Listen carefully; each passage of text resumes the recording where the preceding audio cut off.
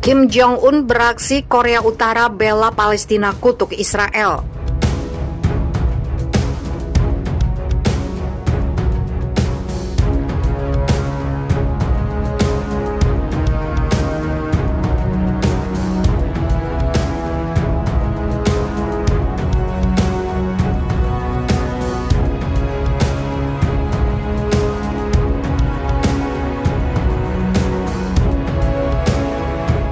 Kim Jong-un menunjukkan dukungannya ke Palestina bahkan melalui Kementerian Luar Negeri Korea Utara mengutuk keras Israel dan menyebut negeri itu tukang jagal. Tidak berlebihan untuk mengatakan bahwa seluruh jalur Gaza telah berubah menjadi rumah jagal manusia yang besar dan tempat pembantaian anak-anak, kata Kamenlu Korut ditulis Newsweek dikutip Selasa 8 Juni.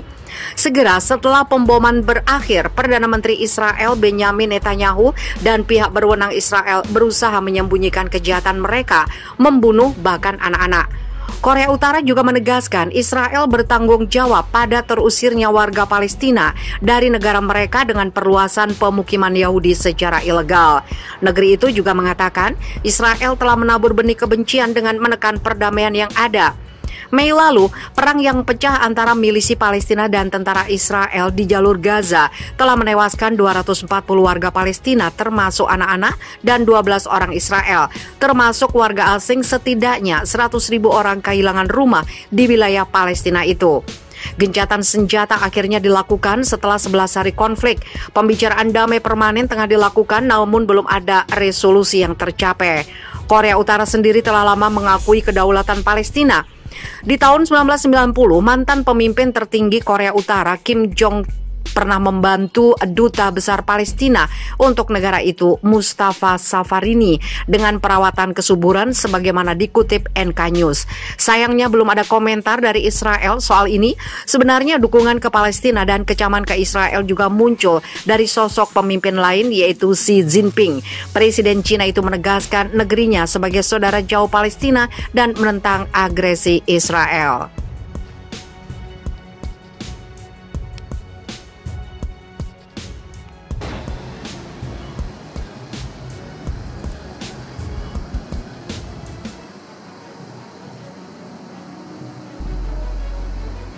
Korea Utara, Israel ubah Gaza jadi rumah pemotongan manusia yang besar. Pemerintah Korea Utara mengecam Israel karena mengubah jalur Gaza Palestina menjadi rumah pemotongan manusia yang besar dan tempat pembantaian anak-anak. Kecaman dari pemerintah yang dipimpin Kim Jong-un itu merujuk pada pembom Israel di Gaza dalam perang 11 hari antara militer Zionis dengan milisi Palestina pada Mei lalu. Kejahatan mengerikan Israel membunuh anak-anak seperti tunas sebelum berkembang merupakan tantangan berat bagi masa depan umat manusia dan kejahatan terhadap kemanusiaan, kata kementerian tersebut.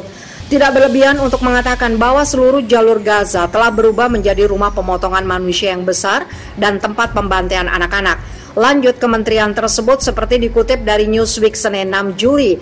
Segera setelah pemboman berakhir, Perdana Menteri Israel Benjamin Netanyahu dan pihak berwenang Israel berusaha menyembunyikan kejahatan mereka, membunuh bahkan anak-anak, imbu Kementerian Luar Negeri Korea Utara. Outlet berita internasional sangat mengutuk Israel karena terus membantai anak-anak, menunjuk Israel sebagai penyebab pengusiran warga Palestina, perluasan pemukiman ilegal, dan menabur benih kebencian dengan menekan ibadah mereka yang damai. Pernyataan itu dikeluarkan pada 4 Juni yang ditetapkan oleh PBB sebagai Hari Internasional Anak-anak Tidak Bersalah Korban Agresi. Hari ini untuk menandai tindakan agresi Israel terhadap sejumlah besar korban anak-anak Palestina dan Lebanon yang tidak bersalah pada Agustus 1982. Bentrokan terbaru antara Israel dan milisi Palestina di Gaza menghancurkan ribuan bisnis dan rumah, menggusur lebih dari 100.000 orang di wilayah tersebut. Kantor PBB untuk koordinasi urusan kemanusiaan mengatakan sekitar 240 warga Palestina tewas dalam 11 hari konflik. Para pejabat Zionis melaporkan sedikitnya 12 orang tewas di Israel. Perang itu berakhir dengan gencatan senjata yang ditengahi Mesir. Milisi Palestina dan Israel sama-sama mengklaim kemenangan. Israel dan Palestina telah terlibat dalam pembicaraan damai sporadis selama 25 tahun terakhir, tetapi belum ada resolusi yang tercapai.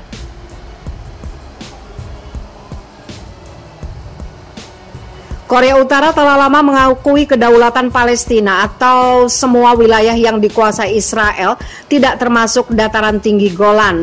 Pyongyang yang menganggap Israel sebagai satelit imperialis yang bertentangan dengan ideologi anti-imperialis dan anti-kolonialis Korea Utara.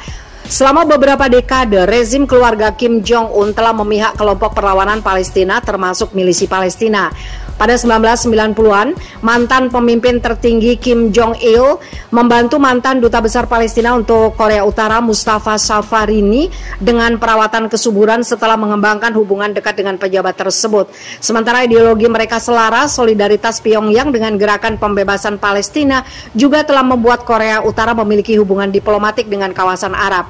Kementerian Luar Negeri Israel belum bersedia berkomentar atas kecaman Korea Utara terkait pemboman militer Zionis di Gaza bulan lalu.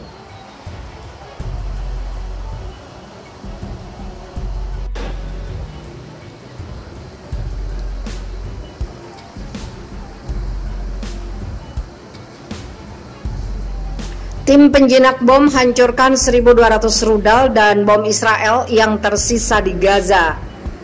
Tim penyapu bom menghancurkan sekitar 1.200 rudal serta peluru tank dan artileri yang tidak meledak yang ditembakkan oleh pasukan Israel selama serangan baru-baru ini ke daerah kantong tersebut. Demikian dilaporkan Anadolu Agency. Muhammad Mikdad, insinyur bahan peledak di bawah Kementerian Dalam Negeri Gaza, mengatakan bahwa beberapa tim teknik peledak terus bekerja menyingkirkan sisa-sisa pengeboman 11 hari Israel di berbagai daerah. Mikdad mengatakan bahwa jika bom yang dijatuhkan Israel meledak saat itu, mereka akan menyebabkan pembantaian di daerah terdekat. Menyoroti kondisi kerja yang buruk yang meminta badan-badan internasional seperti Komite Internasional Palang Merah untuk memantau pekerjaan di lapangan dan menyediakan peralatan yang diperlukan, demikian dilansir Middle East Monitor. Dia mengatakan bahwa Israel memblokir masuknya peralatan pelindung yang digunakan oleh tim penjinak bom di jalur Gaza dan menambahkan bahwa ini membuat pekerjaan mereka lebih berat. Gencatan senjata yang ditengahi Mesir yang mulai berlaku pada 21 Mei dini hari mengakhiri pemboman 11 hari Israel di jalur Gaza. Serangan Israel di Gaza dan tepi barat menewaskan sedikitnya 289 orang, termasuk wanita dan anak-anak, dan meninggalkan jejak kehancuran. Pusat kesehatan dan kantor media serta sekolah termasuk di antara bangunan yang menjadi sasaran.